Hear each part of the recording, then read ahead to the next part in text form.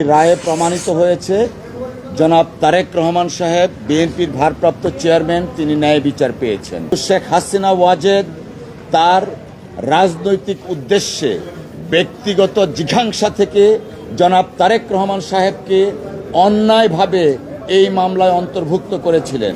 IB Rahman সহ যারা unfortunately মৃত্যুবরণ করেছেন তাদের বিচার শেখ হাসিনা চায়নি। রায়ে প্রমাণিত হয়েছে জনাব তারেক রহমান সাহেব বিএনপির ভারপ্রাপ্ত চেয়ারম্যান, তিনি ন্যায় বিচার পেয়েছেন।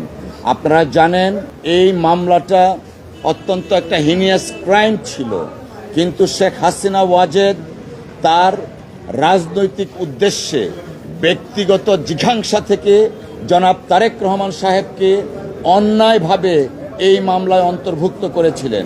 এক্সট্রিম মশার কয়েল প্ল্যান্ট ফাইবার দিয়ে তৈরি, তাই সহজে ভাঙে না, সুগন্ধিযুক্ত ও নিরবিচ্ছিন্নভাবে জ্বলে। ডেঙ্গু, চিকুনগুনিয়া বাহি সহ যে কোনো মশার বিরুদ্ধে দেয় এক্সট্রিম সুরক্ষা।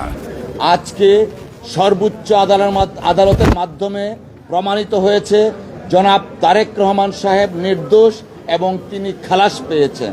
পাশাপাশি এইটাও এস্টাবলিশড হয়েছে শেখ হাসিনা ওয়াজেদ প্রকৃত অর্থে আইবি রহমান সহ যারা আনফরচুনেটলি মৃত্যুবরণ করেছেন তাদের বিচার শেখ হাসিনা চায়নি।